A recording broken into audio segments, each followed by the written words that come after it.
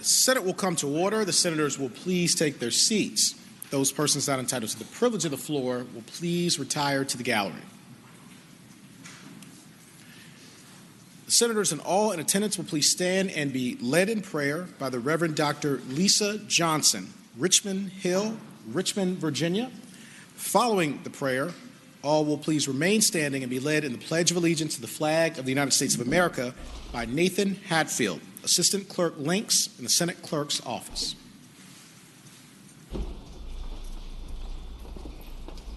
Good afternoon. Good afternoon. Let us pray.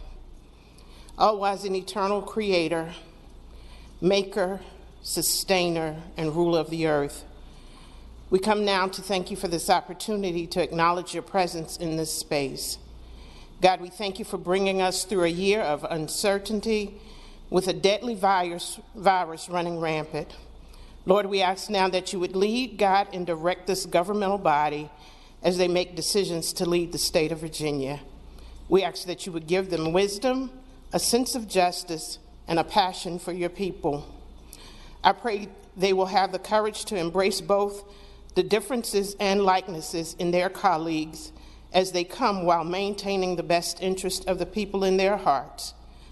Help us all to be aware that you made it plain that we are to live with kindness, extend justice, and walk humbly before you. Be with our legislators as the session convenes, and we will be careful to give your name praise, glory, and honor. Hear our prayer, O Lord. Amen. Amen. I pledge allegiance to the flag of the United States of America and to the republic for which it stands, one nation, under God, indivisible, with liberty and justice for all.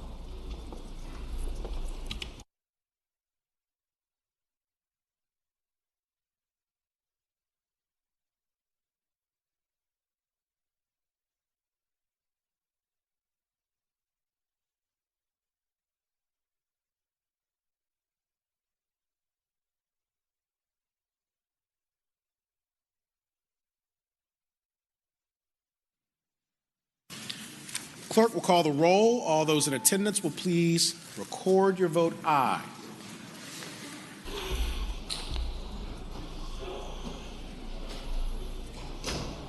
Clerk will close the roll. You have a quorum, Mr. President.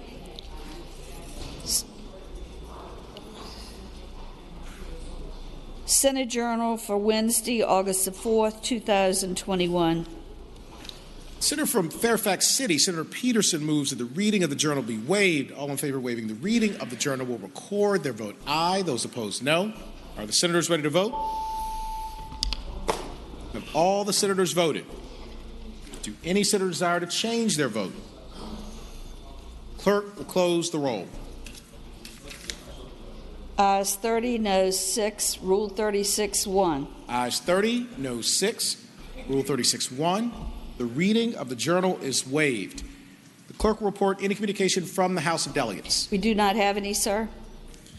Thank you, Madam Clerk. Clerk will report any communication from the governor. We do not have any, sir. Thank you, Madam Clerk.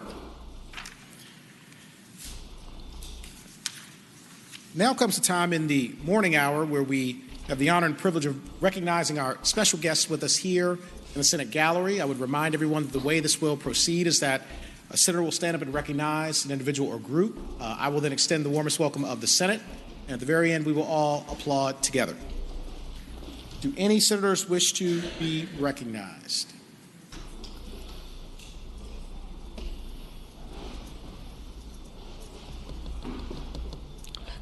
The senior senator from Richmond City, Senator McClellan.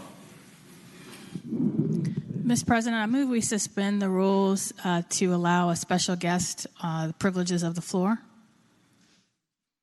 June.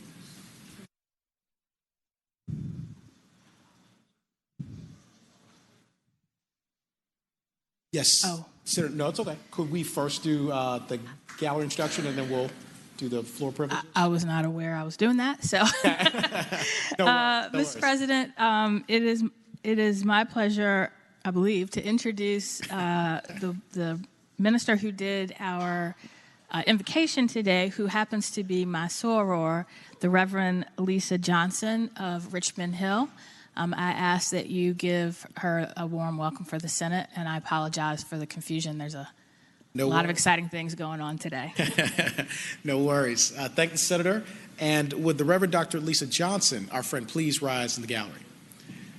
Dr. Johnson, thank you so much for joining us once again here today. It's always a privilege to have you, and you gave a beautiful prayer and invocation, as always, and we appreciate your tremendous leadership here in the Commonwealth of Virginia. I would ask everyone to please join me in extending the warmest welcome of the Senate to our friend, the Reverend Dr. Lisa Johnson.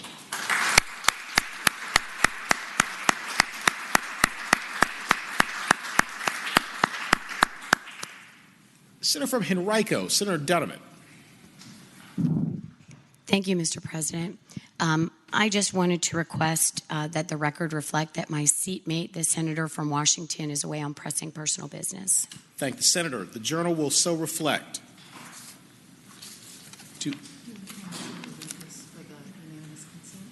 Yes. Now calling the Senator from Portsmouth, Senator Lucas. Thank you, Mr. President. Mr. President, I would like unanimous consent to introduce a memorial resolution relating to the death of Mrs. Alfreda Knight, First Lady of Carmel Baptist Church. Thank the Senator.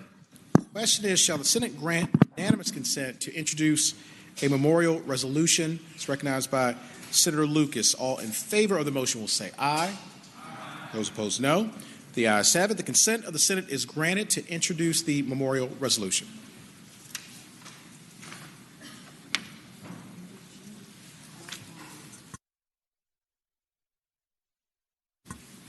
Senior Senator from Fairfax, Senator Saslaw.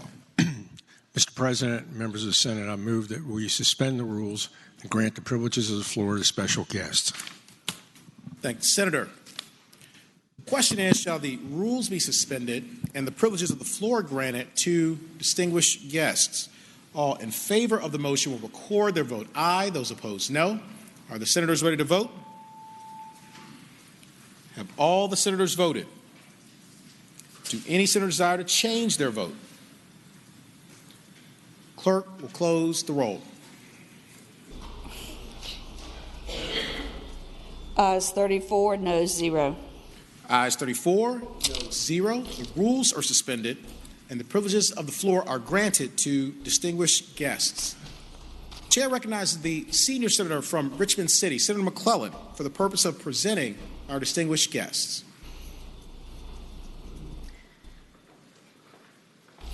Thank you, Mr. President. I'm going to ask if the junior senator from Richmond and the senior senator from Chesterfield would care to join, as well as the senator from Henrico and any senators from the junior senator from Chesterfield, or anyone else in the Richmond area who would like to join us.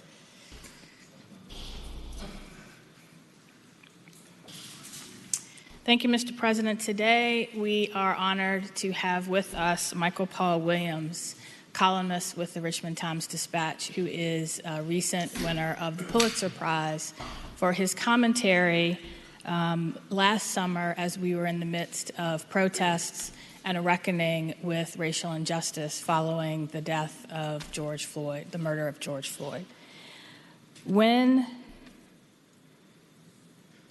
When he was nominated, the nominating letter said, Michael Paul Williams has been spurring Richmond towards an awakening since 1992, when he became the first black columnist at an institution that endorsed massive resistance. In the combustible summer of 2020, marked by more than 100 days of protests that saw an already frayed trust between police and communities shredded, Williams charged us all to be better than we are. While many people cheered as statues became coming down 155 years after the war, Williams urged us to look deeper and reach farther.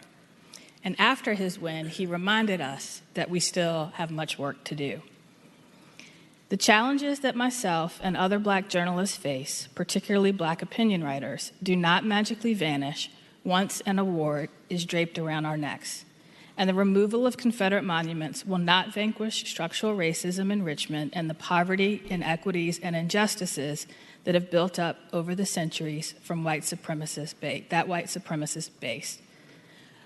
Over the years, Michael and I have had several conversations in the wake of the Unite the Right rally, in the wake of the scandals of 2019, in the wake of George Floyd's murder. And he was always able to articulate the raging emotions many of us felt much better than we ever could, very eloquently. And sometimes we'd have to give each other hope. And so I was very pleased to see that after his win, when he spoke to his colleagues, he said, "In the midst of all this hardship of the past year, I have so much hope." And he has been able to articulate that hope much better than any of us could. I look forward to seeing his continued columns, but for now, I ask the Senate to join me in congratulating him. And I ask the clerk to read the Senate resolution we passed yesterday.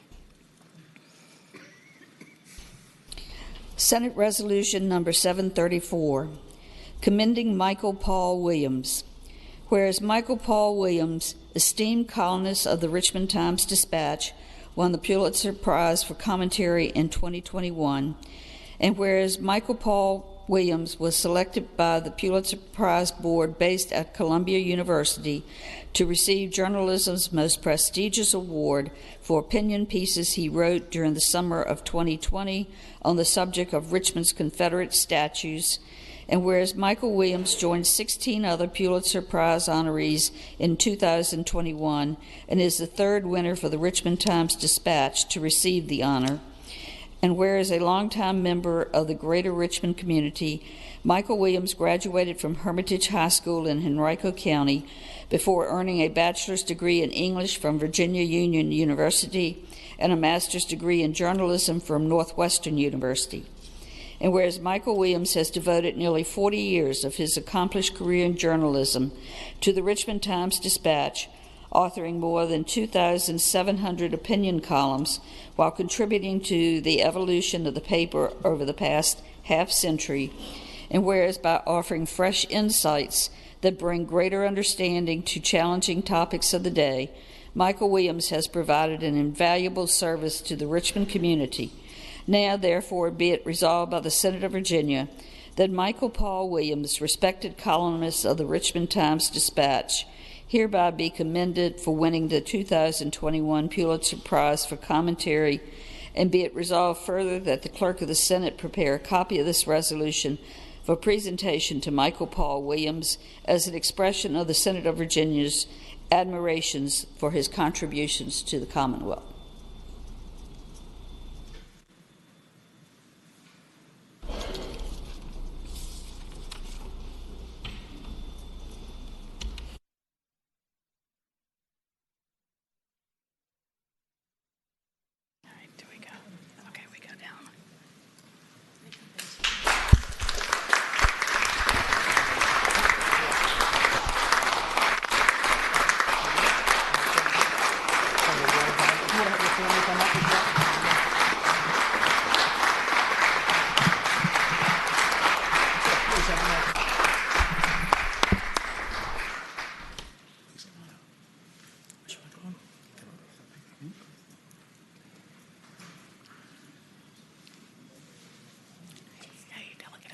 Great to see you.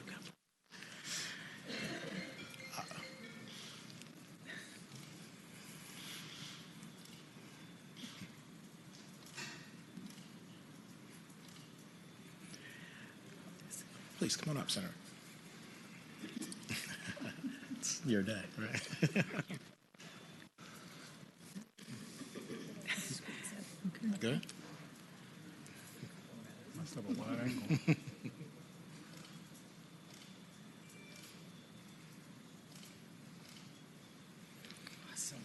And Mr. Michael Paul Williams, want to thank you so much for your tremendous leadership, for your great insight, for all that you have meant to not only Richmond, but to the Commonwealth of Virginia and to our nation. You've raised the level of our discourse. You have focused on lifting up hope for all people and fighting for the truth and for fighting for the dignity of all people.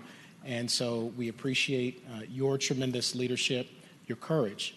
You've shown in the face of many obstacles and many odds. We thank your family for all that they have done to support you and to lift you up. And it's a source of great pride for the Richmond Times-Dispatch, for all of us here in the Senate of Virginia, and all of us here in the Commonwealth, that you call this place home and that you take such pride in your heritage here in the Commonwealth of Virginia. So we thank you, we honor you today, and we look forward to many, many more years of your great leadership and service. So I would ask everyone to please join me in extending a warm, hearty congratulations to Mr. Michael Paul Williams. Thank you.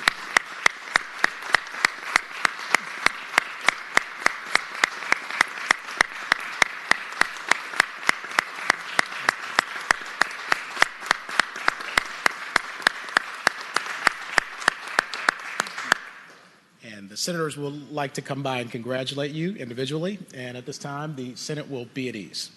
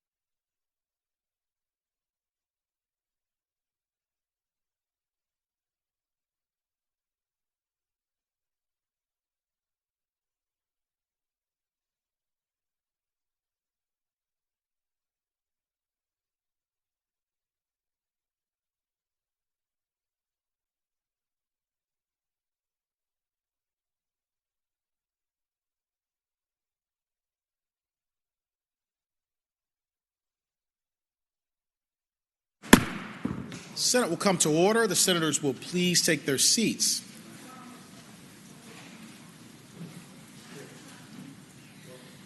Is there any other business to come in the morning hour? Mr. President. Senator from Prince William County, Senator McPike. Thank you, Mr. President. Just one question. If the senator from Hampton, Senator Lott, could yield for a question. Senator yield.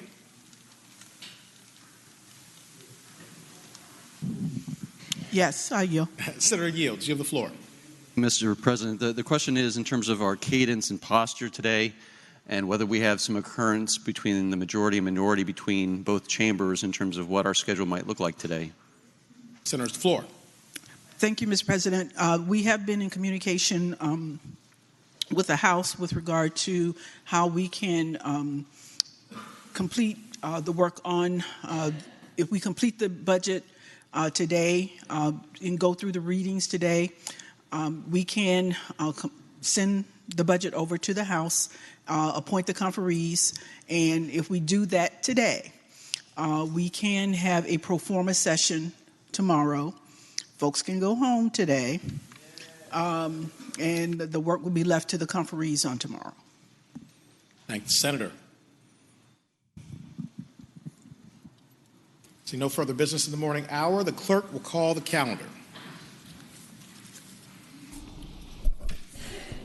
Senate calendar for Thursday, August 5th, 2021. Regular calendar, House bill on second reading.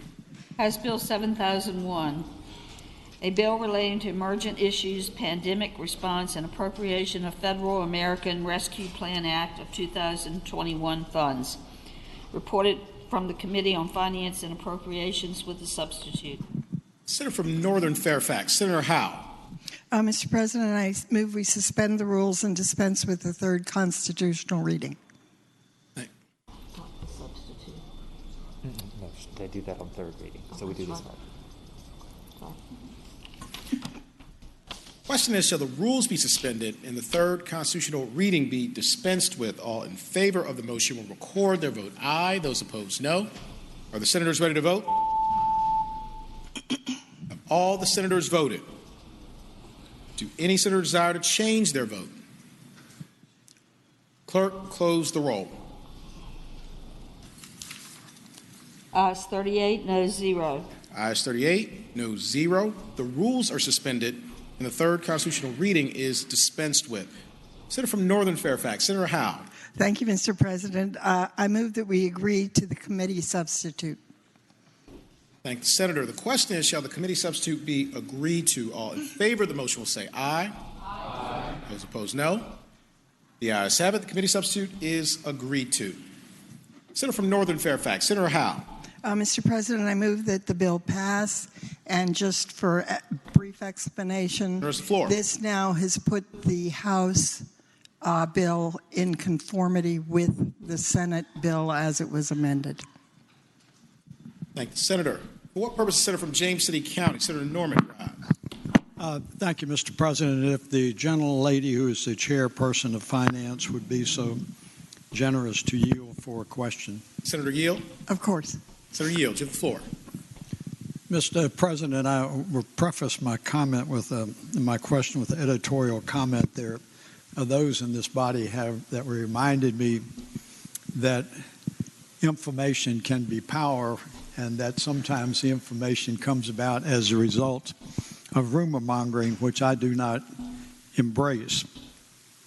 But what I am concerned about, Mr. President, is that as we send this House bill back to the House with the Senate budget bill and amendments on it, it does raise a question in my mind, because part of the rumor mongering that is going on is that there will be a very quick capitulation on behalf of the Senate conferees, and that the Governor Mercer and Governor Northam's bill on the budget will be reported out summarily.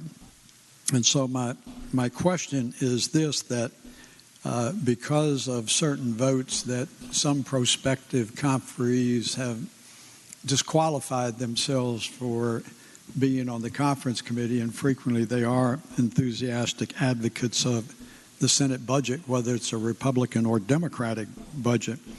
My question to the gentle lady is, can the entire Senate take comfort in understanding that the Senate budget conferees will vigorously defend the budget that we have reported and not summarily capitulate to the House of Delegates and report out unamended the governor's budget? Senator, it's the floor. Mr. President, I am anticipating and certainly expect that the Senate conferees will vigorously support the Senate version of the budget. That has always been our position. But it is a negotiation. It is a negotiation, so who knows if we'll get them all or not.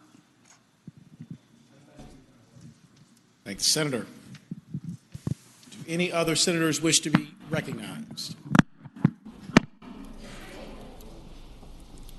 Seeing none, the question is, shall the Senate pass House Bill 7001? All in favor of the motion will record their vote aye. Those opposed, no. Are the senators ready to vote? Have all the senators voted? Do any senators desire to change their vote? Clerk, close the roll.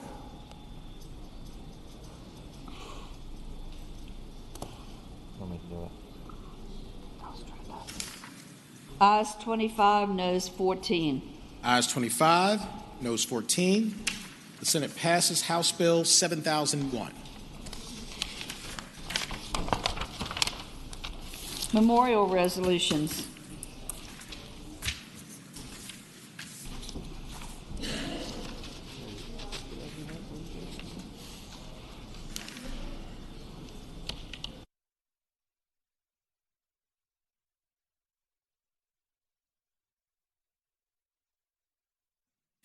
Senior Senator from Fairfax, Senator Saslaw. So we'll begin the memorial resolutions.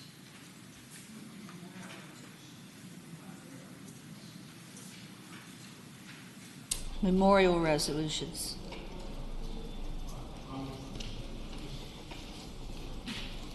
Mr. President, I would move that the memorial resolutions be approved in the usual manner.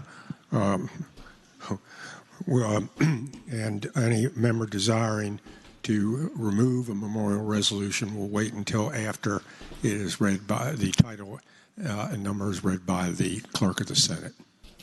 Thank the Senator. Question is, shall the memorial resolutions on pages 2 through 4, Senate Resolution 703 through Senate Resolution 763, be considered in the block in the usual manner, waiving the reading of the resolutions thereof, with the understanding that any senator desiring a resolution be removed from the block will do so after the clerk has read the title of the resolution. All in favor of the motion will say aye. Those opposed, no. The ayes have it. The motion is agreed to. The resolutions are before us in the block. The clerk will read the titles of the memorial resolutions.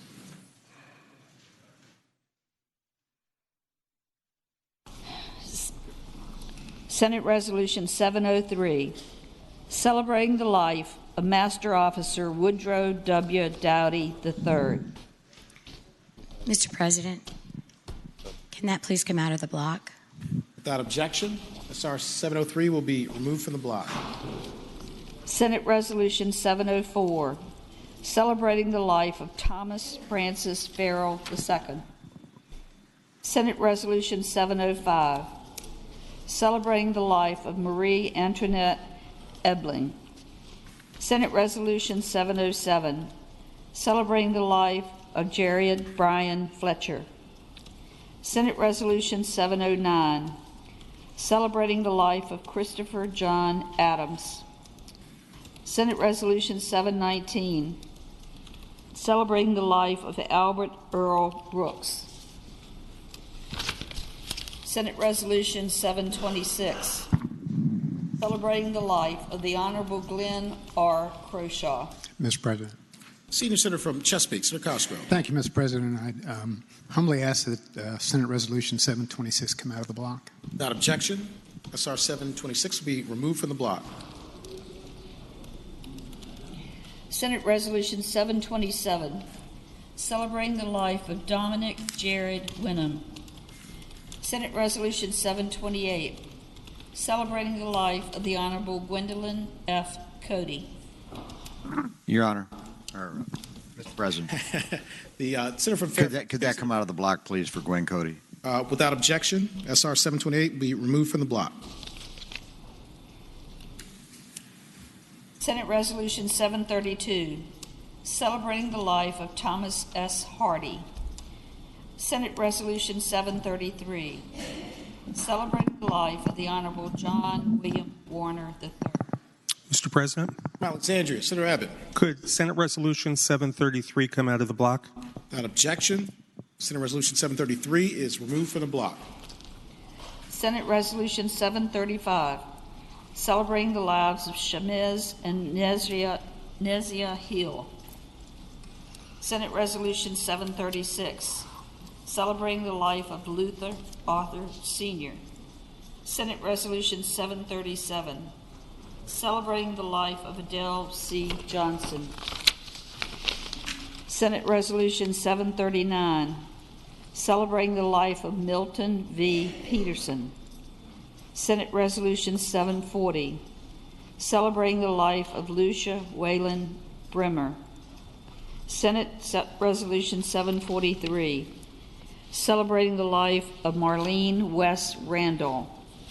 Senate Resolution 746, celebrating the life of Jane Susan Glasser Frank.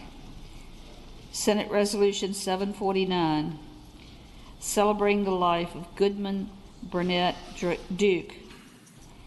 Senate Resolution 756, celebrating the life of James L. Hicks. Senate Resolution 758, celebrating the life of Officer Gunta Paul Hashta. Senate Resolution 763, celebrating the life of Thelma Bland Watson, Ph.D. The resolutions will be agreed to in the usual manner. All those in favor of agreeing to the memorial resolutions will please rise.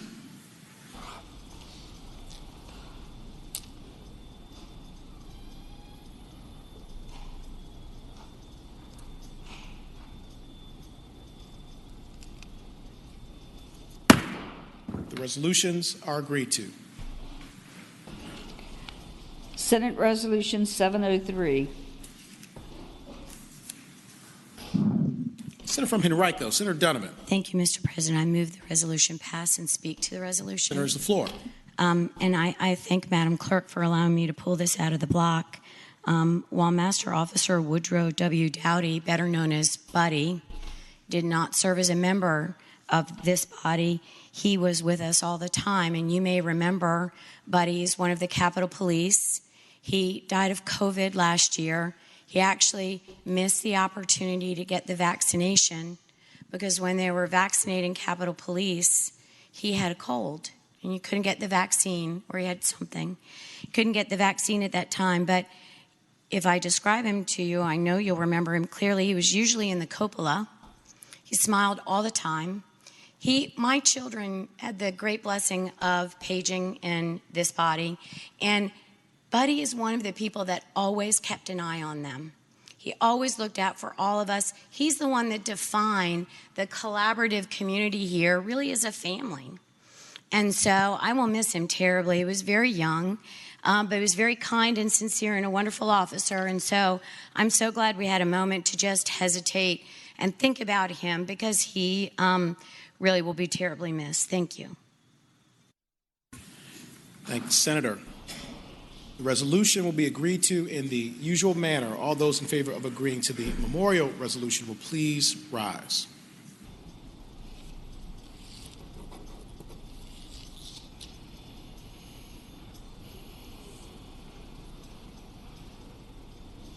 The resolution is agreed to.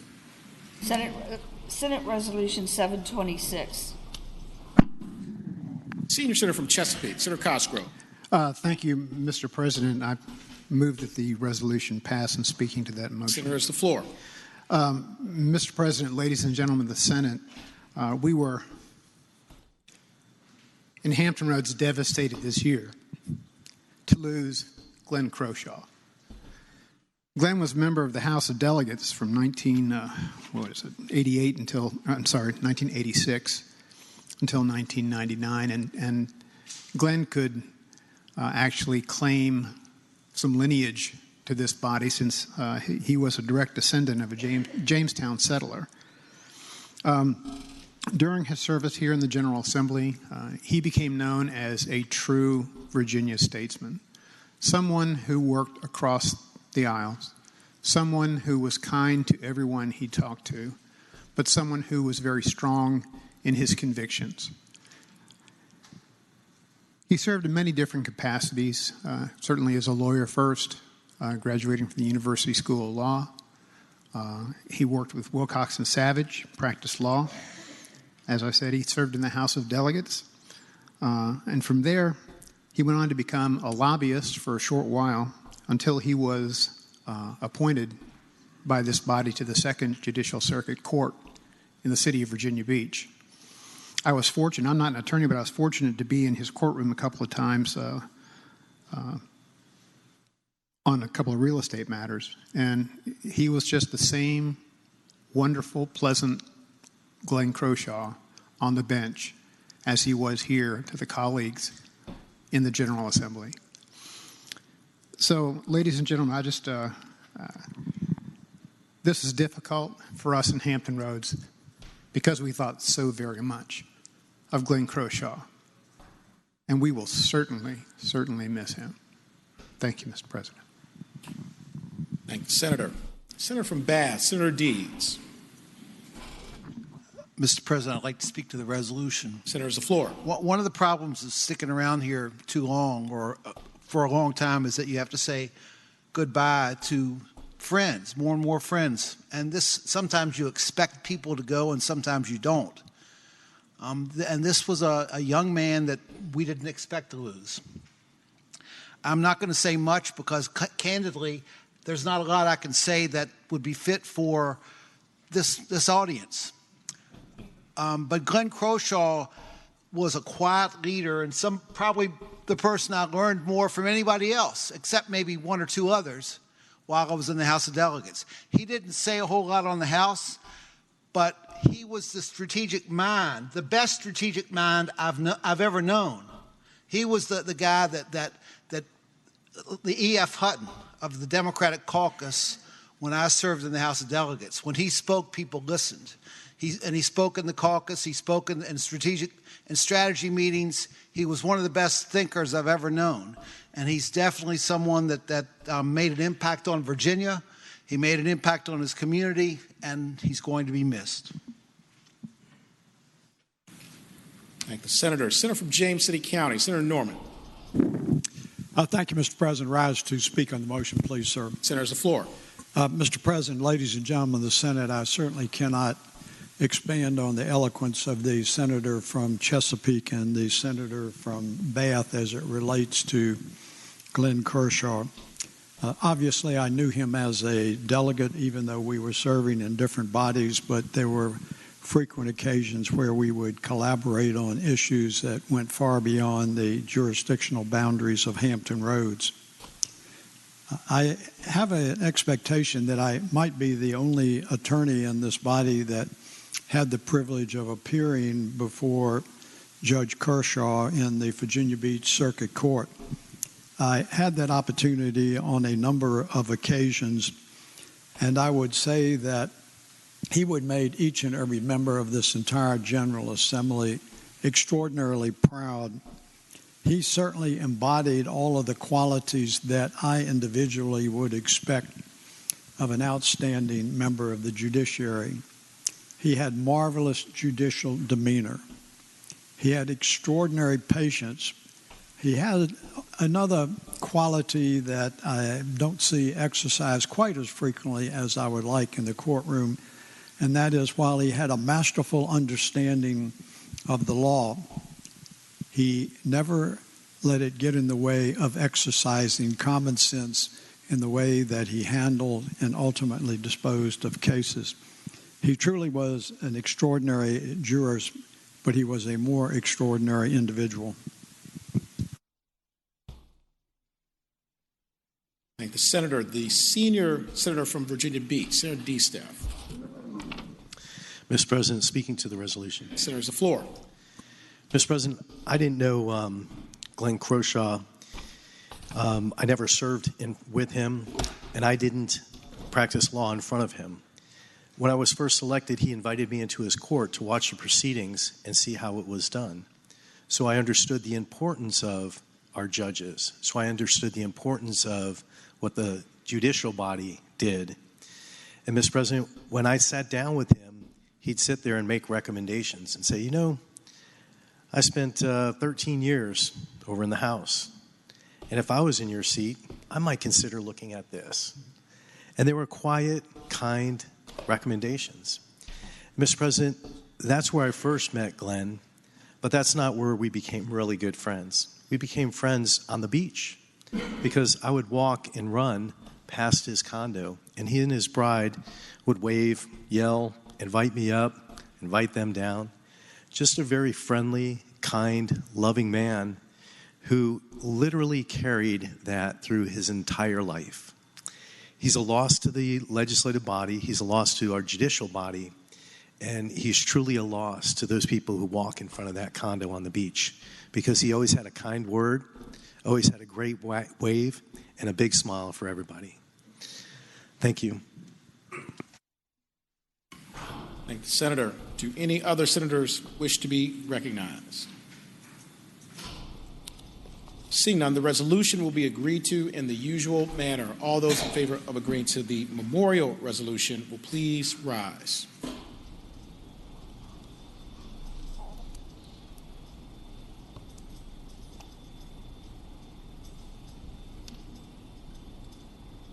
The resolution is agreed to. Senate Resolution 728. Senator from Fairfax City, Senator Peterson. Thank you, Mr. President. I move that the resolution pass and speak to the motion. Senator's the floor. Mr. President, ladies and gentlemen of the Senate, this is a resolution celebrating the life of Gwen Cody. And I think it's fair to say that this is a life that almost defined the term greatest generation. Gwen Cody was born in 1922 in Baltimore, spent a year in college, and when World War II broke out, she actually joined a dance troupe that was going around raising money to buy war bonds, did that for 2 years, and then decided to actually join the Army, joined the Women's Army Corps in 1943, and was one of the worked with the code breakers in Europe, helping decipher messages that had been sent by code. She was actually working on VE Day in May 1945 when they deciphered the code message announcing that the Third Reich had surrendered and the war in Europe was over. And she was in Paris at the headquarters and went out that night and happened to hop in a Jeep with a young man from Colorado named Bob Cody, and they were married a year later. And she was an Army wife for about 30 years. In their last post, they moved to Annandale. He had a job at the Pentagon and moved into a residential community known as Camelot, which is a little bit of a legacy in this body. And her husband died suddenly, and she needed an outlet and got involved in politics. She got involved in Republican politics. She was one of the first, I'll call, conservative Republicans to be elected from Fairfax County, was elected to 2 terms, then was defeated. She and I both share the commonality of losing an election to Leslie Byrne. So we've shared that on occasion. The bottom line is she no longer was in elected politics, but she was very active in her community. She became a real estate agent in her 80s. She was always active in the Fairfax County GOP. I could always count on seeing my opponent's sign outside her door. And if I didn't see it, I'd make sure to tap on the door and see if I could go bring one by for her. But she was a wonderful, wonderful lady, survived by both children, grandchildren, and great-grandchildren, almost made it to 100. But again, she was a living embodiment of the greatest generation, and I move that we pass this resolution. Thank you, Senator. Do any other senators wish to be recognized? Seeing none, the resolution will be agreed to in the usual manner. All those in favor of agreeing to the memorial resolution will please rise.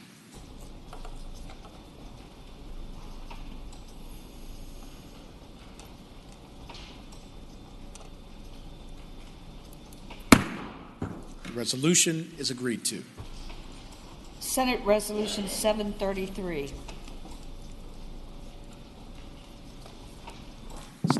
Andrea. Senator Evan. Mr. President, I move the resolution pass. And speaking to that motion. Senator, the floor. Thank you. This resolution is a tribute to John Warner, who, as we all know, represented the Commonwealth in Washington in the U.S. Senate for 30 years.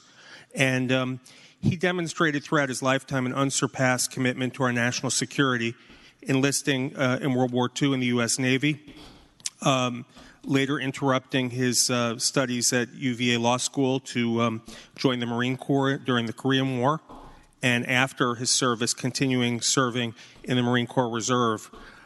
He became Undersecretary of the U.S. Navy in 1969, Secretary of the Navy in 1972, and made significant contributions to de-escalation of tensions between the U.S. and Soviet Union in that post. Then, during his 5 terms in the U.S. Senate, he earned praise from both sides of the aisle for his strength of character and his work for bipartisan understanding and respect for building consensus on important issues. He chaired the Armed Services Committee, where he increased national security and bolstered the Virginia economy through support for military installations of Virginia and shipbuilding firms here. He certainly lived a full and long life and devoted much of it to his nation and the people of this Commonwealth. And with that, I renew my motion that the resolution pass. Thank you, Senator. Senator from Fauquier, Senator Vogel. Thank you, Mr. President. Speaking to the resolution. Senator's floor. Mr. President, I would be remiss if I didn't stand before this body and make a few comments on Senator Warner and what he meant, not just to the Commonwealth, but to the people who lived in the community where I live. He was beloved there. He had worked on a farm as a young man, just a few farms away from where I live now, and that really affected him as a young man and left an impression on him in his boyhood, as he had relayed that to me. And I had an opportunity to spend a day with him when he came out, I guess probably 5 or 6 years ago, and drove all over the area where I live and showed me farms and reminisced about events in his childhood where he had proposed to his wife at this specific fence post, and he told story after story after story. And at this point in his life, he was certainly much older and lacking in the energy that he had had in his younger years when he was known to be such a fervent and eloquent speaker and energetic politician. And so we drove to a location where he got out and started walking around and wasn't immediately recognized by people, but found a young person who stood there and listened to him tell some stories. And in an instant, he was retelling a really, really funny story about the campaign trail. And it involved Elizabeth Taylor, and it got better and better, and all of a sudden, his voice got stronger, and it got louder. And you could see the old Senator Warner from the days of the Atoka Supper, and you could close your eyes and imagine him standing in front of a crowd of 500 people, and it was the most impressive thing I have ever seen in my life. And we both stood there with our mouths hanging open, and you could appreciate how much he loved it, how much it meant to him, and how in that moment I think he would have given anything to have gone back to that day when he served as the United States Senator from the Commonwealth of Virginia and had so much passion for the job that he dearly loved and took so seriously. And he was certainly a Virginia gentleman. He loved being known for the time that he spent in the country. He loved being in the countryside.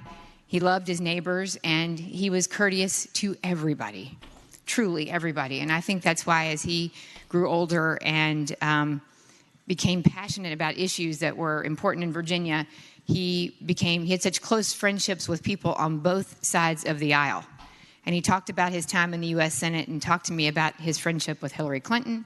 He talked about his friendships with President Reagan, how he'd come out and gone riding with President Reagan all around the farms where we are. Anyway, he was an incredible person who had an incredibly long and meaningful life in the Commonwealth of Virginia. And I just wanted to say a few words about how much he meant to the people in my community and to me. And I've asked that the body pass the resolution. Thank you. Thank you, Senator. Senator from Rockingham, Senator Obenshain. Mr. President, speaking of the resolution, there's the floor. I feel that I would be remiss if I did not stand up and say something about John Warner. As most of you know, the Obenshains and the Warners had a long and somewhat complicated history over the course of the years.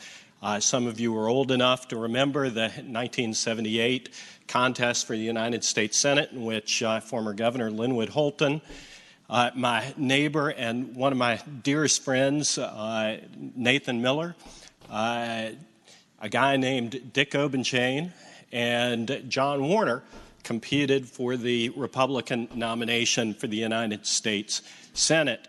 It was quite a year. I was 16 years old, and watching John Warner and Elizabeth Taylor barnstorm around the Commonwealth of Virginia was a once-in-a-lifetime experience. Somehow, after a long and hard-fought nomination contest, a convention here in the soon-to-be-demolished Coliseum in the city of Richmond with about, 10, 11,000 people, at the time the largest political convention ever held.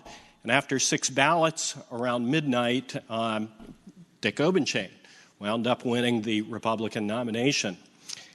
John Warner, of course, in August of that year, wound up picking up the banner and running and winning that contest for the United States Senate, beat a guy named Andy Miller, who many of you also remember. You know, going back to 1978, those were great days. That was not the only time that I or members of my family found myself on opposite sides of political issues from John Warner. But I remember the great things about our relationship, notwithstanding the fact that every once in a while we were on opposite sides. John Warner was never anything but kind and supportive of me and members of my family. He always would answer the phone and occasionally picked up the phone and called me.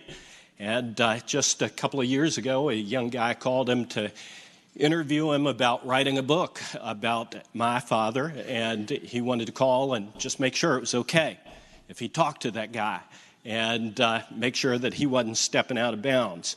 I remember in sometime in the mid-1980s, my wife and I were at an event with John Warner, and John was, he was a bit of a ladies' man. And he sat next to Suzanne, and he had that great shock of black and gray hair. And he sat there and talked to her about what she thought of his hair. And she said, do you think it's real? And he insisted on having her pull his hair to prove that it was real hair. He was quite a Virginia gentleman. One of the last times, I saw him a few times over the past 5 or 6 years, but one of the last times I spent any real time with him was in 2013 when I was running for Attorney General. And I'll never forget, and I had the great blessing of having my then 21-year-old daughter on the campaign trail with me, and she and I will never forget Tom Davis and our colleague Jean Marie Devilites Davis hosted an event. And John Warner and Andy Miller were headliners of that event. And it was quite something. He loved Virginia. He loved the military. He loved America. Thank you. Thank you, Senator. Do any other senators wish to be recognized? Seeing none, the memorial resolution will be agreed to in the usual manner. All those in favor of agreeing to the memorial resolution will please rise.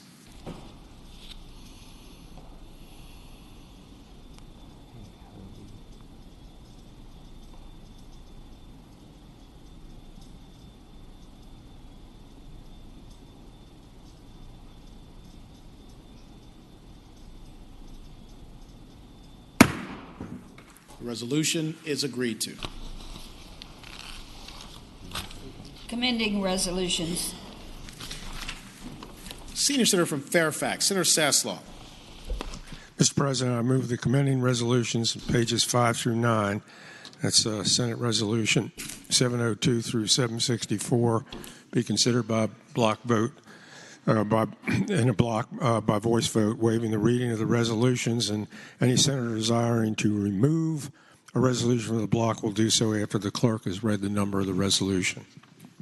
Thank you, Senator. The question is, shall the commending resolutions on pages 5 through 9, Senate Resolution 702 through Senate Resolution 764, be considered in the block by voice vote, waiving the reading of the resolutions, with the understanding that any senator desiring a resolution be removed from the block will do so after the clerk has read the number of the resolution. All in favor of the motion will say aye. Those opposed, no. The ayes have it. The motion is agreed to. The resolutions are before us in the block. The clerk will read the numbers of the resolutions. Senate Resolutions 702, 706, 708, 710, 711, 712, 713, 714, 715, 716, 717, 720, 721, 722, 723, 724, 725, 729, 730, 731, 738, 741, 742, 744, 745, 747, 748, 750, 752, 753, 754, 755, 757, 759, 760, 761, 762. 764. And 764. Question is, shall the resolutions be agreed to? All in favor of agreeing to the resolutions will say aye. Those opposed, no.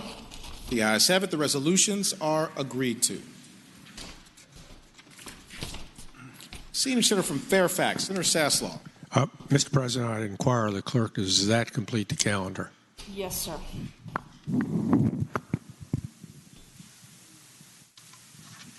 Senator Norman. Senator from James City County, Senator Norman. Mr. President, can we stand at ease for a minute, please? Without objection, the Senate will stand at ease.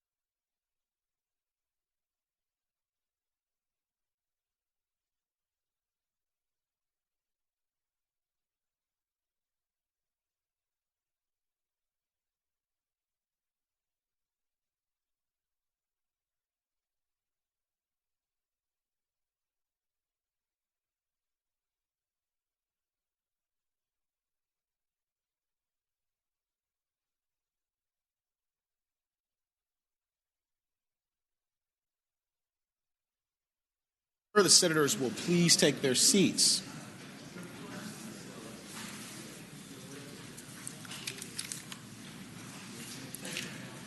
Senior Senator from Fairfax, Senator Saslaw. Mr. President, I would move that we waive the reading of the communications from the House. Thank the Senator. The question is, shall the reading of the communication from the House of Delegates be waived? All in favor of waiving the reading will record their vote aye. Those opposed, no. Are the senators ready to vote? All the senators voted. Do any senator desire to change their vote? Clerk will close the roll. Ayes 36, no 0. Ayes 36, no 0. The reading of the communication from the House of Delegates is waived. Senator from Northern Fairfax, Senator Howe. Mr. President, I move that we insist on the substitute and request a committee of conference. Thank the Senator. Question is, shall the Senate insist on its substitute and request a committee of conference? All in favor of the motion will record their vote aye. Those opposed, no. Are the senators ready to vote? Have all the senators voted? Any senator desire to change their vote? Clerk will close the roll. Ayes 37, no 0. Ayes 37, no 0. The Senate insists on its substitute and requests a committee of conference.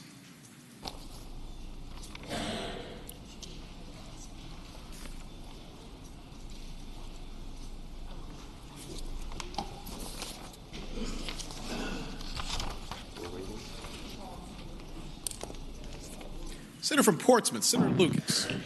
Thank you, Mr. President. Mr. President, I move that the rules be suspended and SR 765 be taken up for immediate consideration. Thank the Senator. The question is, shall the rules be suspended and Senate Resolution 765 be taken up for immediate consideration? All in favor of the motion will record their vote aye. Those opposed, no. Are the senators ready to vote? Have all the senators voted? Do any senator desire to change their vote? Clerk, close the roll. Ayes 37, no 0. Ayes 37, no 0. The rules are suspended. Take up the resolution for immediate consideration. Clerk, please read the title. Senate Resolution number 765, celebrating the life of Alfreda E. Knight. Senator from Portsmouth, Senator Lucas. Thank you, Mr. President. Mr. President, I move that the resolution be agreed to. Thank the Senator. All those in favor of agreeing to the memorial resolution will please rise.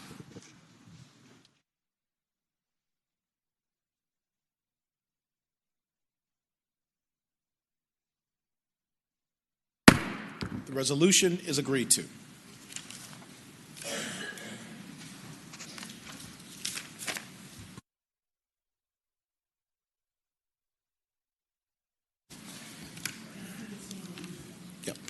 Senate will stand at ease.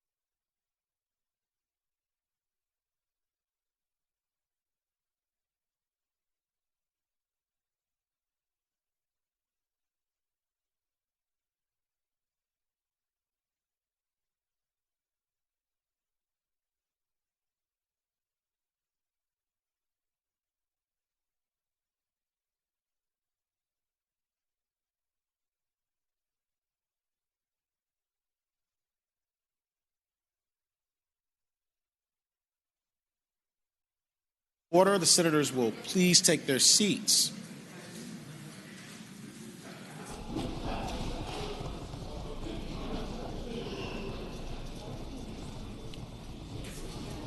Senior Senator from Fairfax, Senator Sasslaw.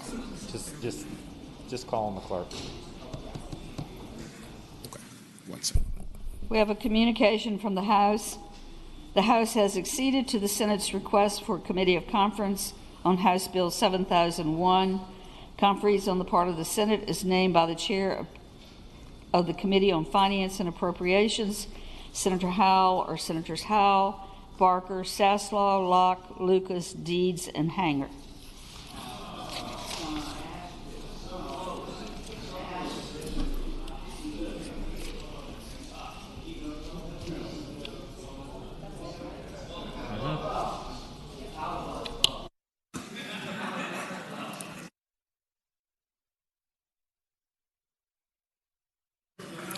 Senior Senator from Fairfax, Senator Sasslaw.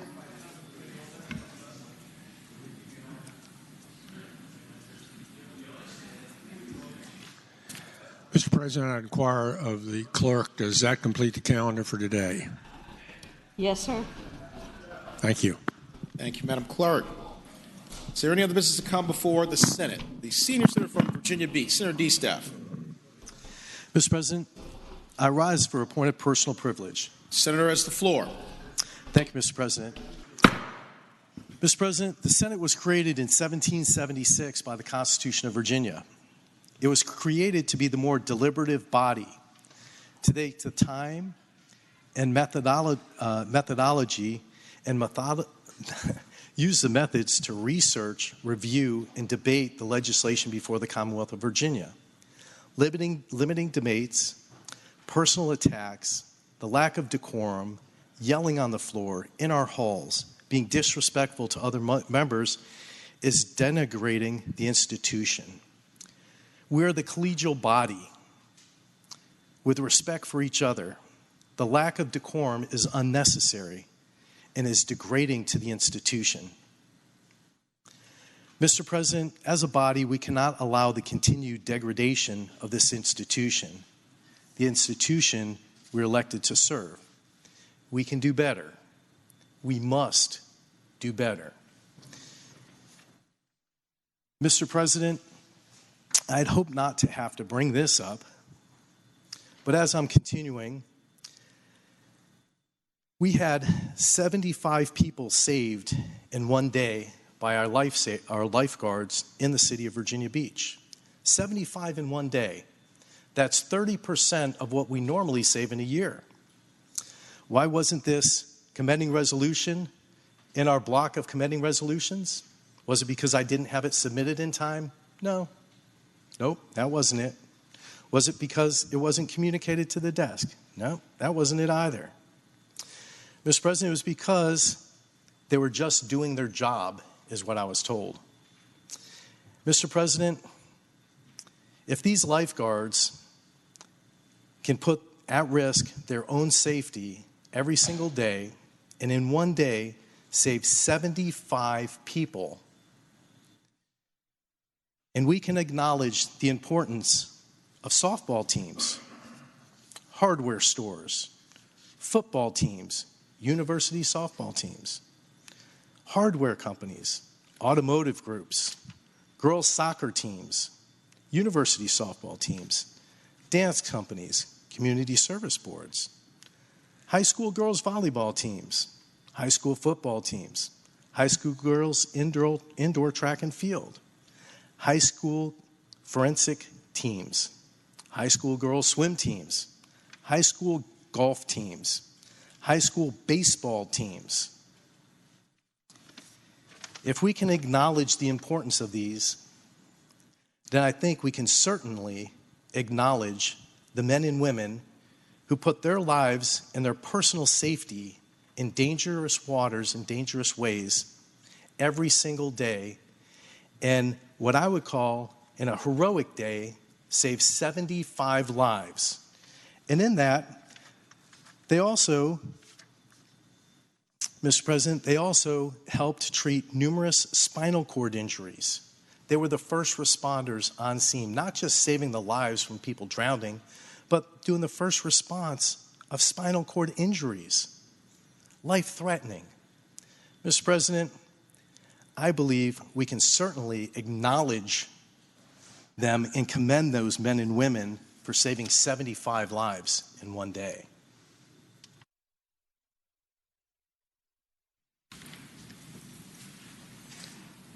For what purpose does Senator from Rockingham, Senator Obenshain, rise?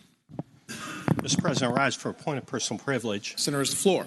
Mr. President, members of the Senate, yesterday, as I was leaving the chamber, I was walking down through the tunnel and was stopped by a reporter from the Richmond area who asked me about the judicial interviews that were going on.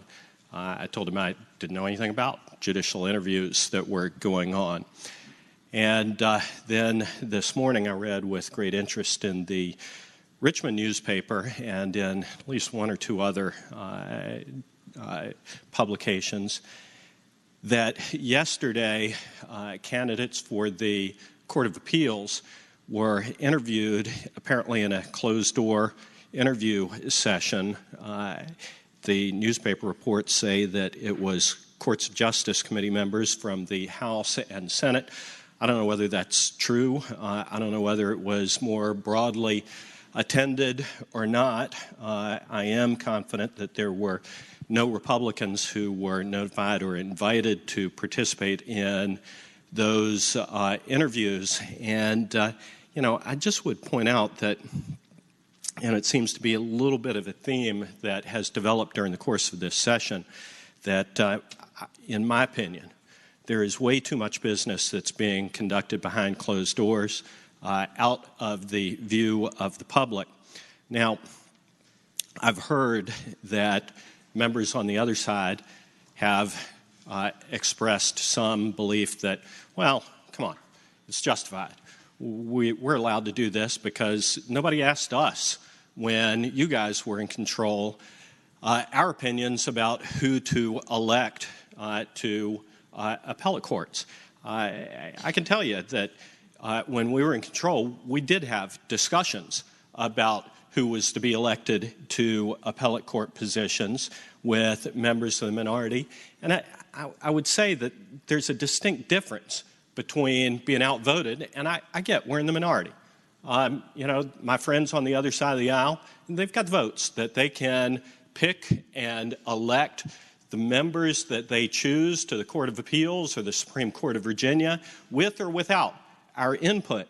But what I'm concerned about, and what I think that people of Virginia ought to be concerned about, is not who's consulted about who's going to be selected, who's outvoted, who has the weight to be able to select these members, but about what is allowed to and what is taking place behind closed doors. Never, in my recollection or in the recollection of the people that I've talked to, has an appellate judge been hauled before a closed session partisan panel of legislators and asked questions.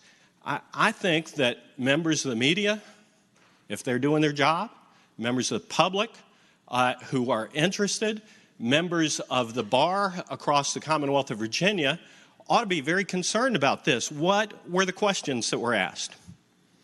Were there partisan assurances that were requested? Were there assurances or questions about how judges were going to rule?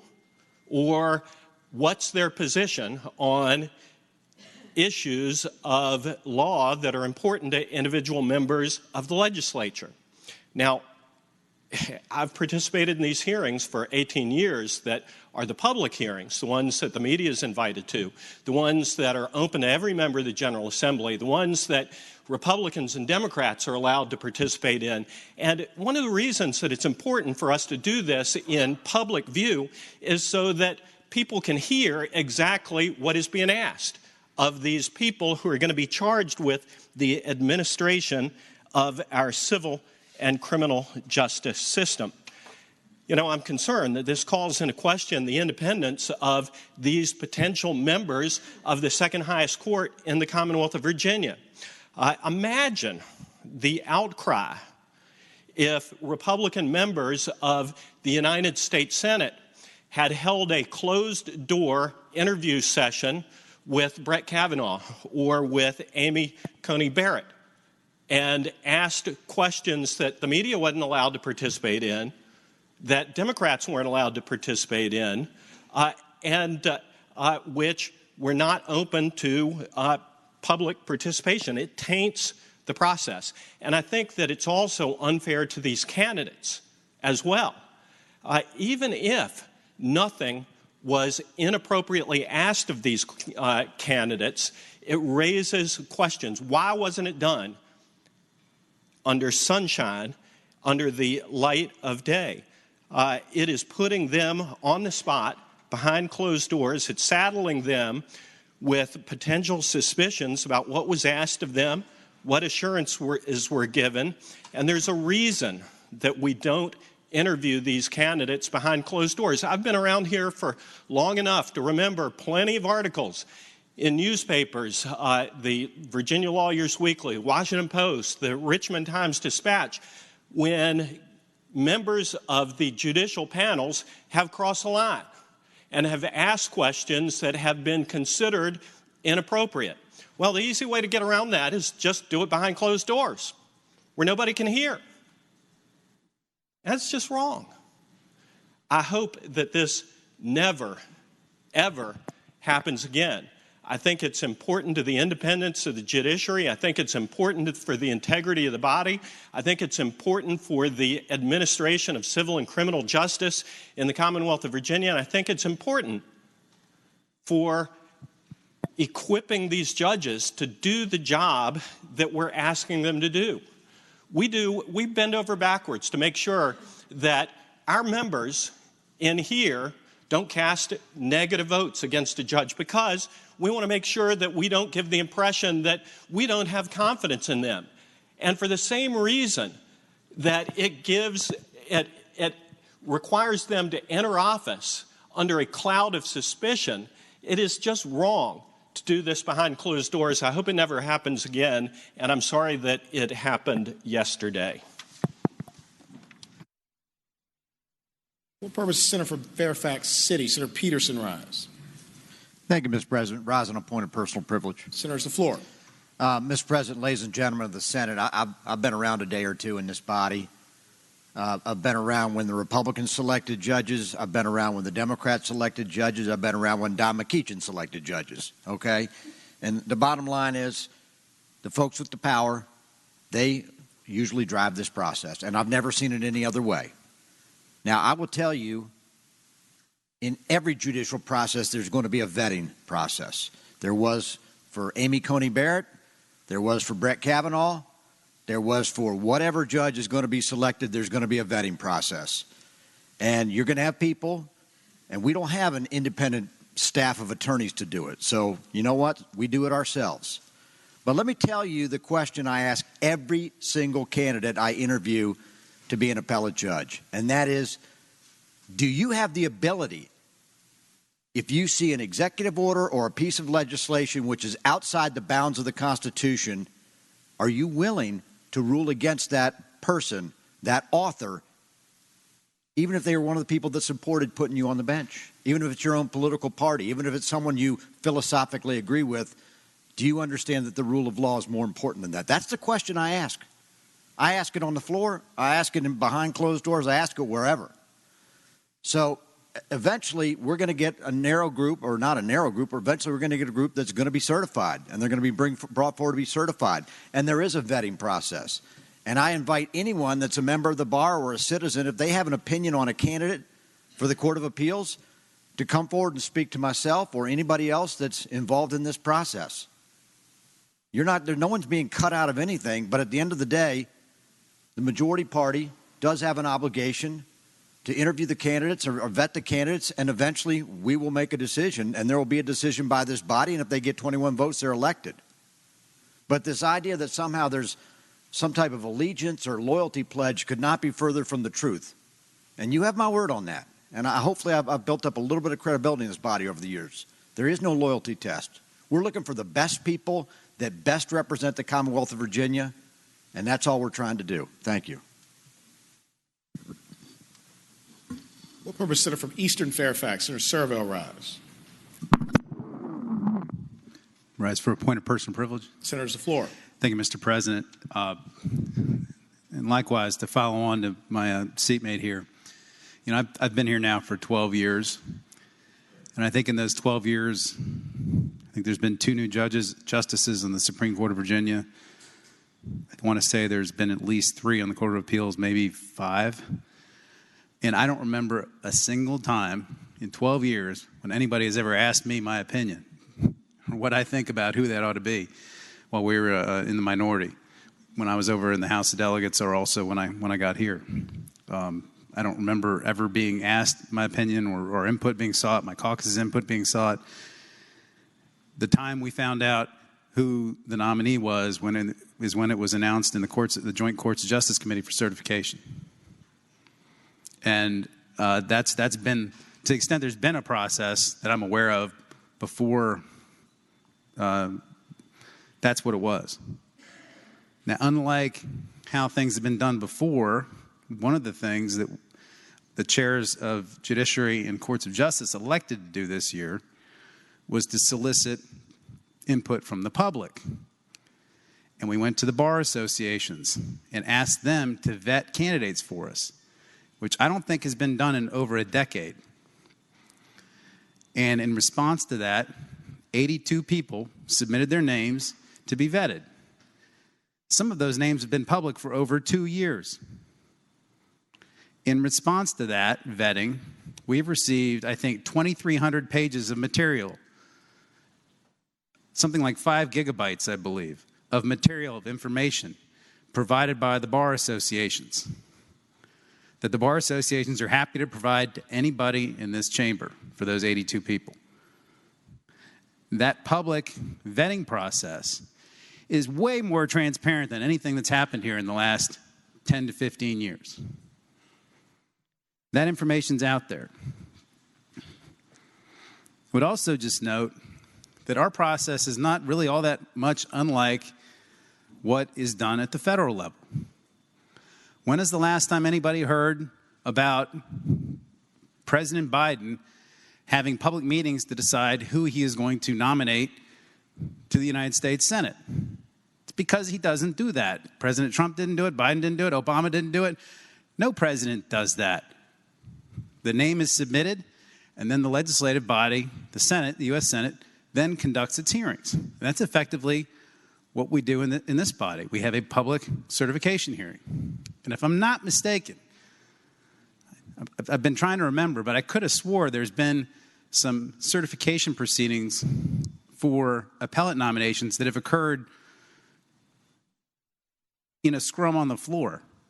Not in this body since I've been here, but I believe in the past there have been 1 or 2 in the last 20 years, at least in the other chamber, where that might happen. And instead of the certification being done in a room where questions are asked in public, et cetera, when there's been some surprise nominees dropped at the last second.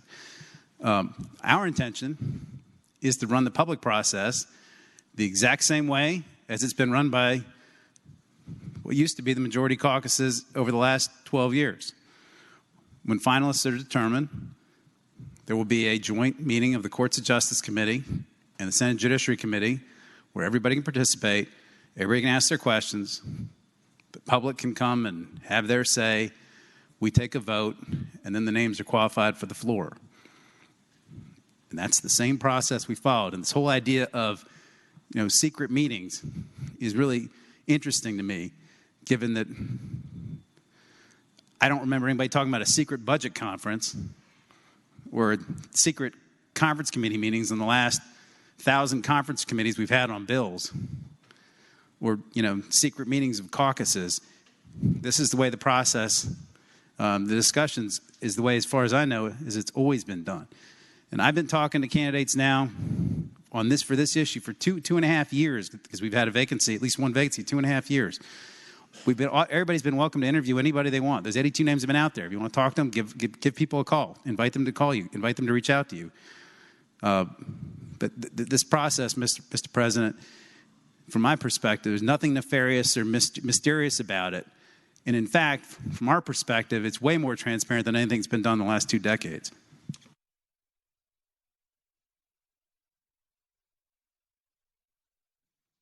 What purpose does the junior senator from Chesterfield, Senator Chase, rise?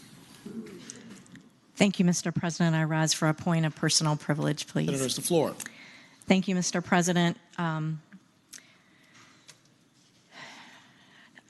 want to thank the senator from Rockingham for his comments that he made earlier.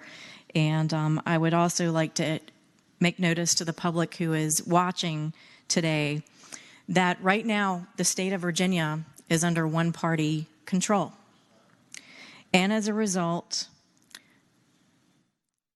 our side of the aisle has no representation other than speeches, and we're even limited to that. Budget conferees, we have one Republican, and that's it. Judicial interviews were done behind closed doors with no input from Republicans.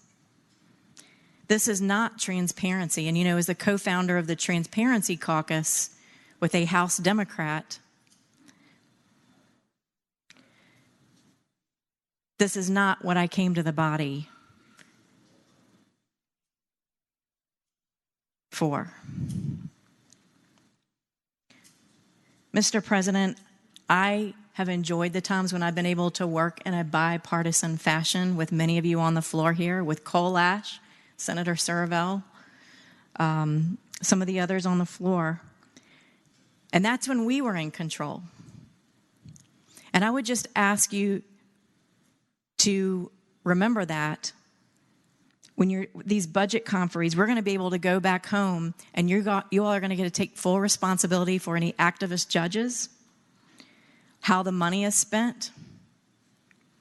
And I can tell you for me, Mr. President, that I will not participate in choosing activist judges. And I will be walking off the floor of the Senate when that happens. Thank you, Mr. President.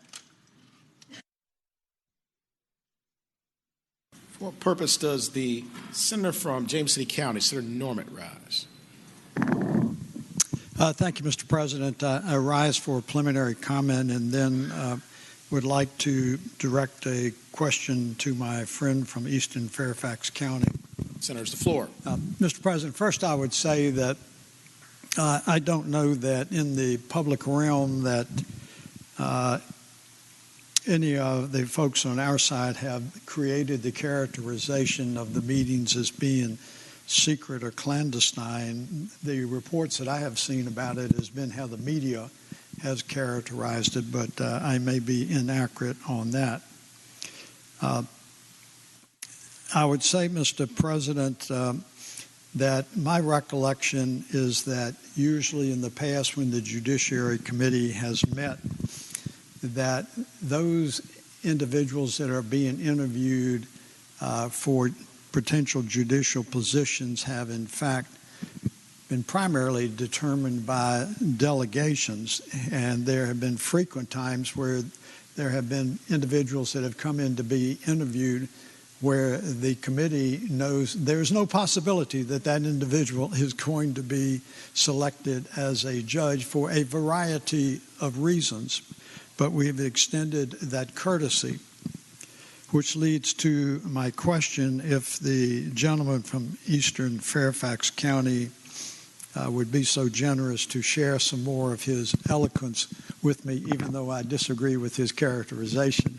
I'll yield. Senator yields. You have the floor. Mr. President, my question is that there's been a suggestion that the Democratic majority, which I do recognize from a practical standpoint, are narrowing down the list of individuals that in fact will be interviewed for purposes of being certified. And for those of you that are not on courts, the prerequisite to any judgeship is the certification by the committee.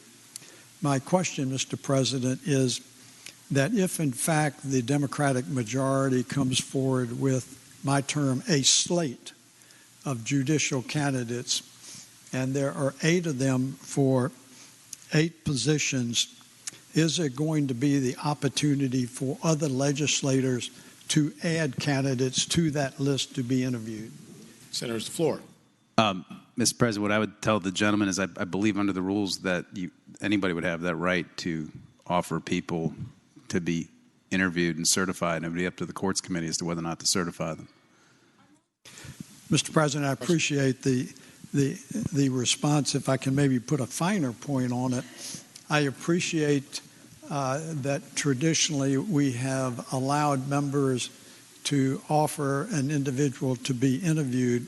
My real question is that request going to be honored, or is there going to be a dictatorial position taken that only those individuals that have been pre-vetted by the majority will be interviewed?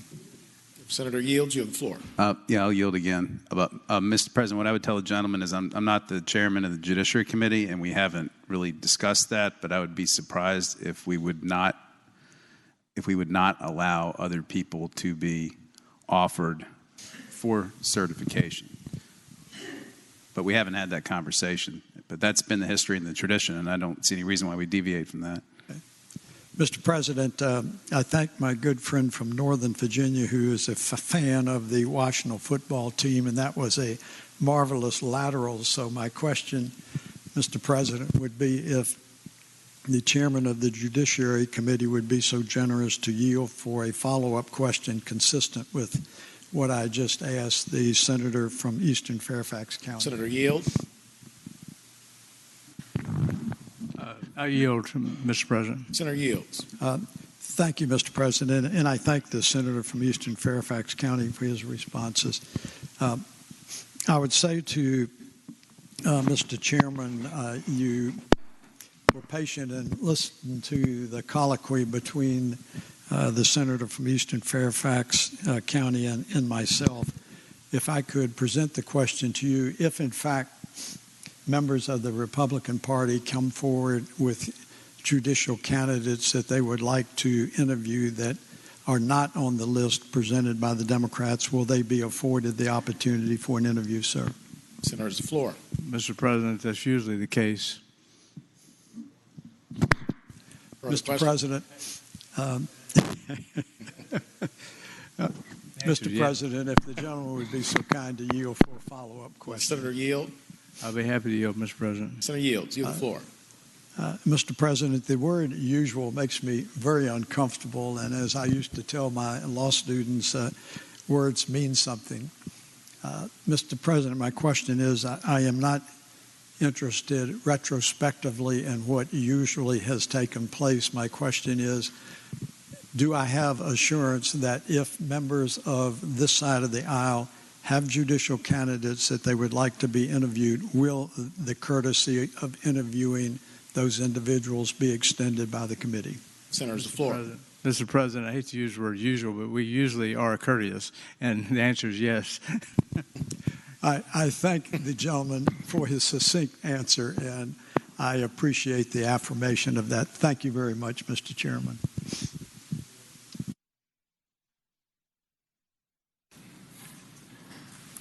For what purpose does the senator from Western Fairfax, Senator Marsden, rise?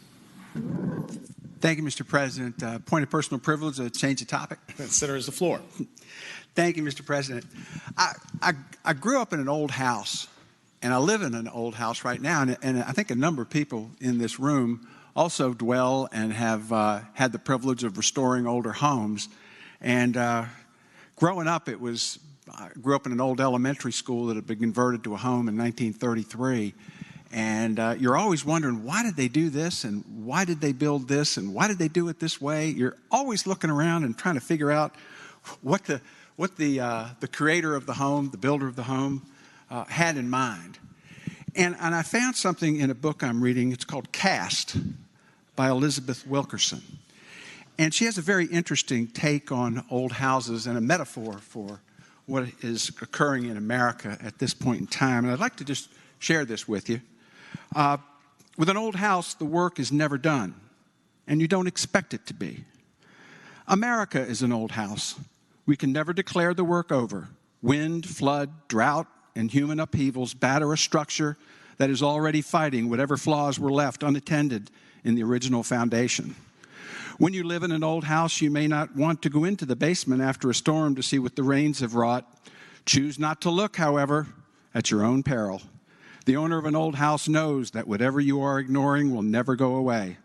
Whatever is lurking will fester, and whether you choose to look at it or not.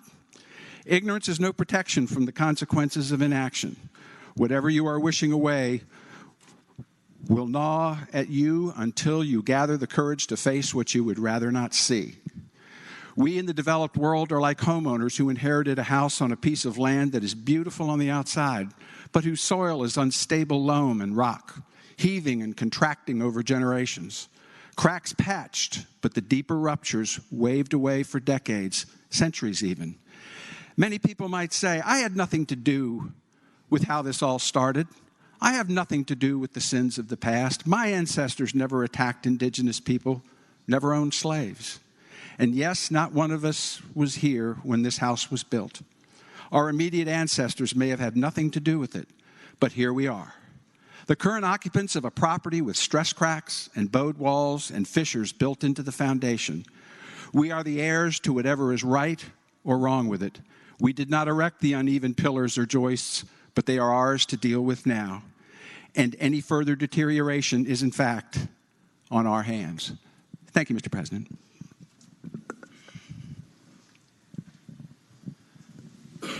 What purpose does the junior senator from Richmond City, Senator Morrissey, rise? Good afternoon, Mr. President. Afternoon, Senator. Mr. President, I have like to engage in a point of personal privilege, but prior to doing that, I would like to ask the chairman of Judiciary, if he is still in the building, a question. If he is, right, I think he is left. He's not. Perhaps he'll get the message. I'd like to engage in a point of personal privilege, Mr. President. Senator, the floor. Thank you. With respect to the judicial nominations, I listened to the people that spoke, and they're all very eloquent, although I would think that some of them spoke over one another. The gentleman from Rockingham focused on meetings that took place in secrecy, that were not under full sunshine, whereas the gentleman from Fairfax City stated, and I believe honestly and sincerely, that he doesn't take or require loyalty tests. But that begged the main issue that the gentleman from Rockingham had about meetings taking place in secrecy. So with that said, I would like to share the following, and it reminds me of the great radio journalist Paul Harvey, who used to have a segment, The Rest of the Story. I remember being in the House for many years, and Senator McEachin would come to me and ostensibly engage me in the process. But it normally went something like this. We have 3 openings. This is who I want. A, B, C. What do you think?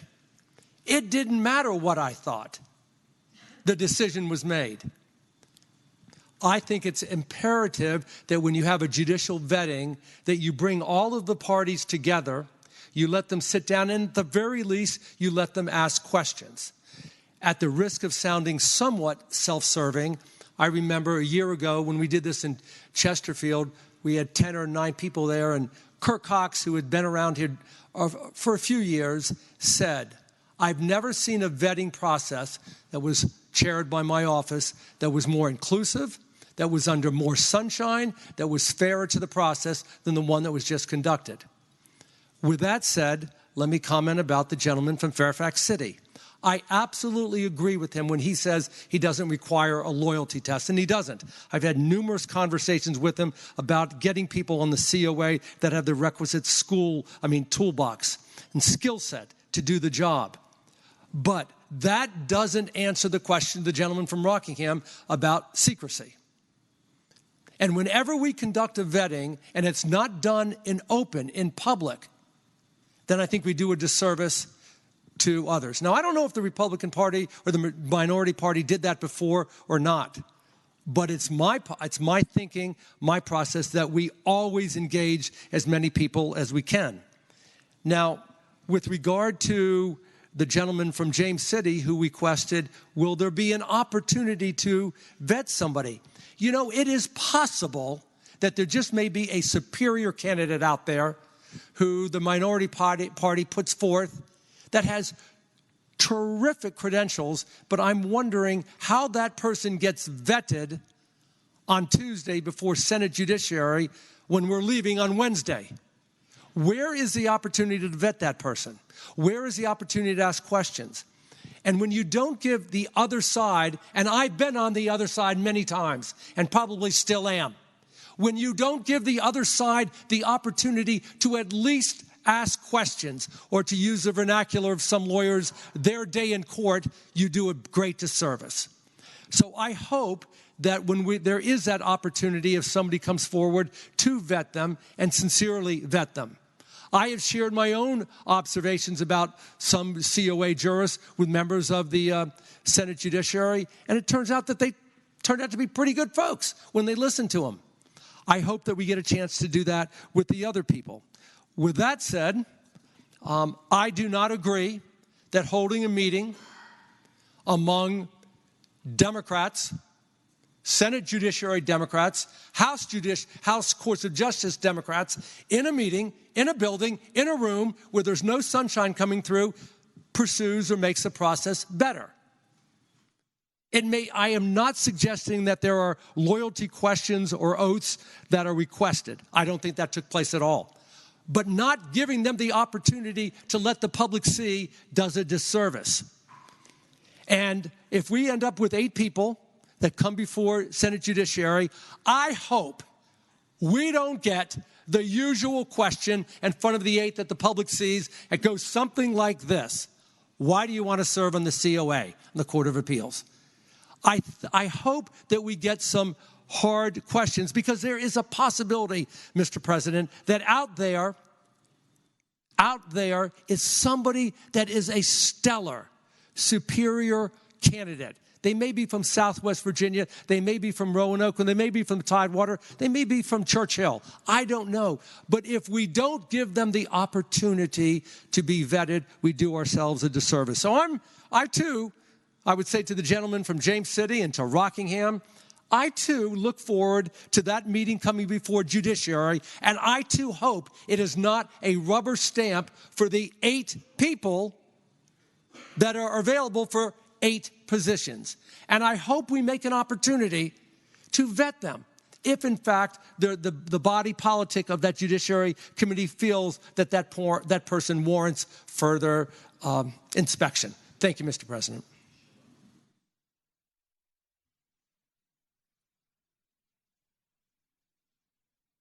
Do any other senators wish to be recognized? Senator from Northern Chesapeake, Senator Spruill, rise. Thank you, Mr. President. Speaking to the matter. Senators, the floor. Mr. President, I sit here and listen, and I say it myself. Look at the lawyers talk among themselves. I said it myself. Then I said, what about those of us who are not lawyers, who has to depend on our brethren, regardless of which side of the aisle they're from? First, I want to say I disagree with my colleague, Joe Morrison. I disagree 100%. Then I asked Senator Linwood Lewis, I said, the 82 that were vetted by the Bar Association, I said, the 82 were there individuals there who were Democrats, Republicans, or independent. Did they all have a right to be vetted by the Bar Association? Don't know how it's done. He said, yes. Now I said, so once the 82 has been vetted, I guess the Bar Association will give it to the party in charge. And all this crime that's being done by the other side, I wonder, how did they do it when they were in control? I was in the House for 23 years. And there's always one side that's going to cry. Then you will say, well, wait a minute. When you were in control, how did you do it? Were you fairly enough to allow the other side to participate? You did not. Now, so we are saying, listen that the senators on this side gives, I always use the term lawyers answer as far as answering the question from the senator from James City. They didn't answer his question. Had it been me, senator from James City, I would say no. Be honest with you, I said no.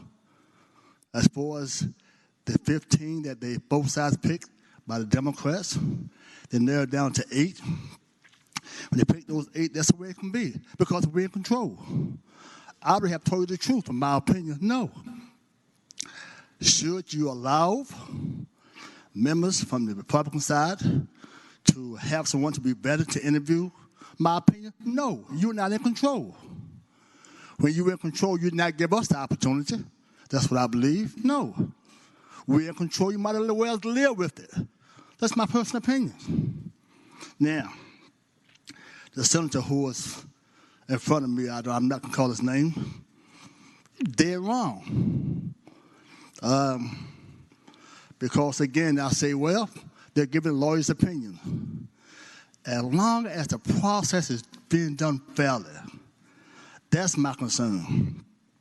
My concern is that the Democrats are in control as long as the process is doing fairly to make sure that the 80-some who put their name in before the Bar Association had the opportunity to be vetted by the Bar Association and they're given to the people who were in control, which happen to be Democrats.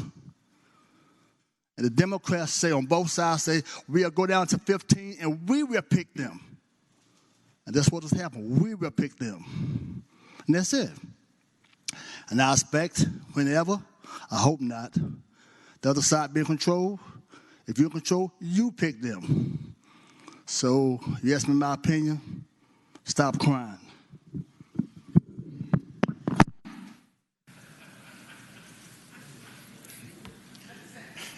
What purpose does the senator from Franklin County, Senator Stanley, rise? Thank you, Mr. President. I rise to stop crying. Senator, floor. Mr. President, if I may have a personal privilege and also to see if the senator from Eastern Fairfax County would yield for a quick question. He is not on the floor. Well, good. I'll answer it for him. Mr. President, my personal privilege, Mr. President. Senator's the floor. Thank you, Mr. President. My question that comes from all of this is a couple, and the first big one is, if we are behind closed doors without transparency and there's going to be this list and everybody's going to congeal around it, when are we going to find out? That morning? Are we going to have an interview process, or is it just going to be a list that we certify? How are we going to be able to gain the information that they have already had? And no offense, I've got a friend of mine that sits across the aisle, and I'll say this right now. And even though my good friend, Senator from Northern Chesapeake, says, if they're vetted by the bar, then that must be okay. I don't trust the state bar, right? I don't think they are the be-all and end-all to determine who has the ability to sit on the appellate court. But I think that's, again, vested by the Constitution in us. And we eyeball them, we talk to them, we read their resumes, we read their applications. This is the process, even when one side's in control and the other is not. And I've been doing this long enough to see that at least those processes until now have been followed. And to follow up on my good friend, the senator from Northern Chesapeake, see, this is what I kind of see is happening. We're setting precedents that we can never come back from, Mr. President. We move farther and farther away from collaboration. Rather than working together, as this body is so good at doing, we're acting more like the people that are over the other side of the Potomac River.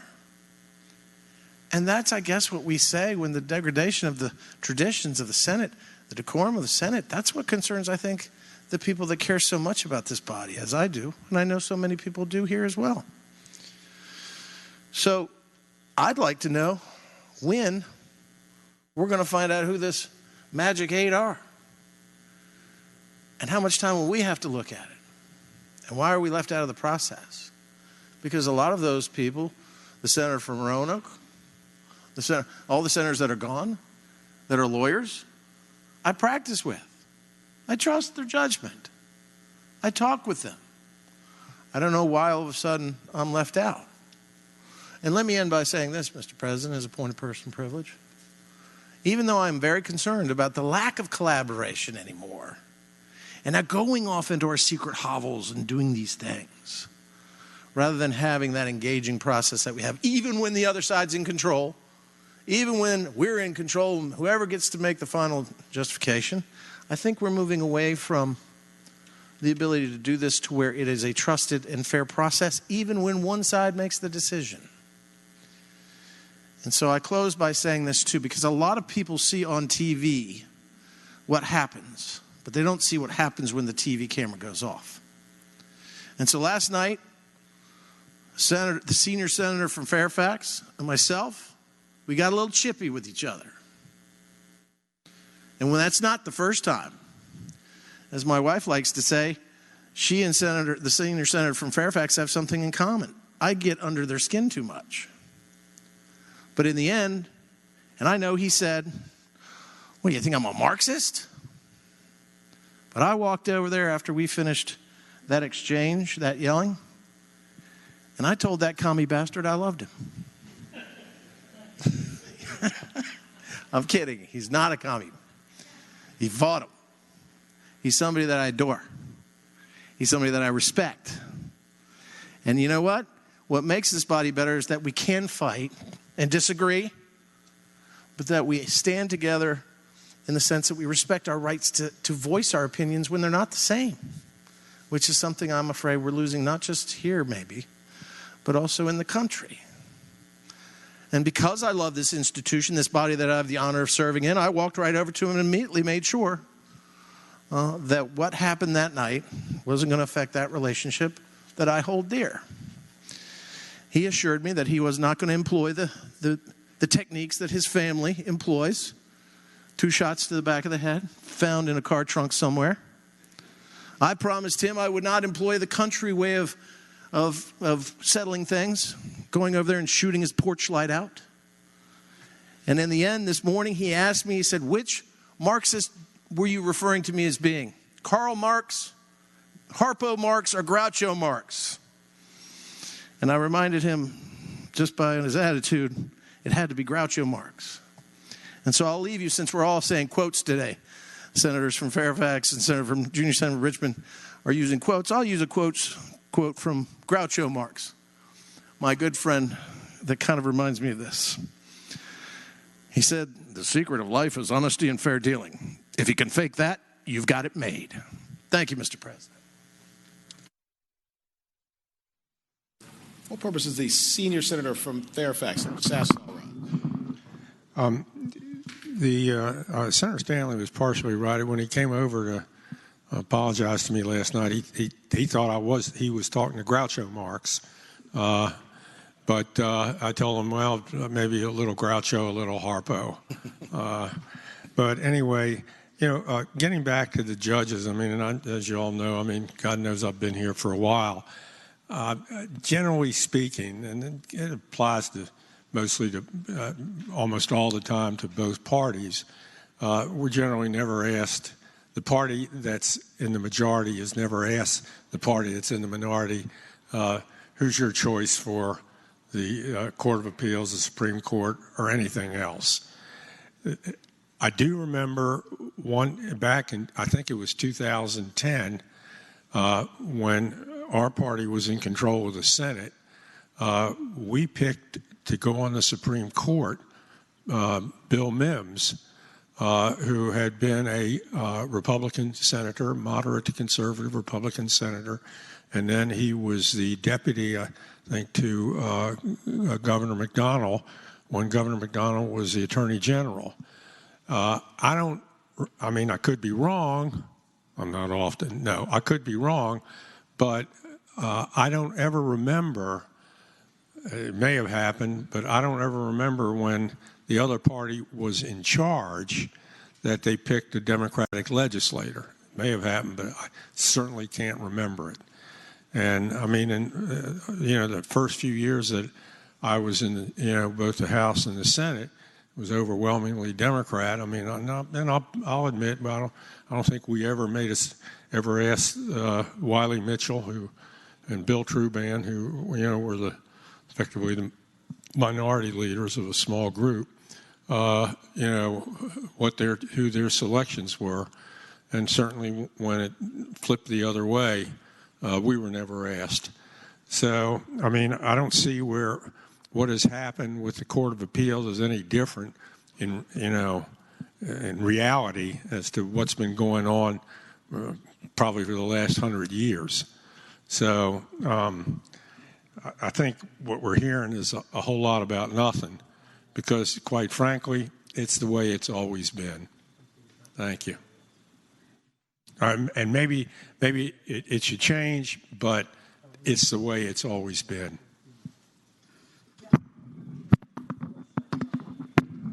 And I'm Harpo, not Groucho.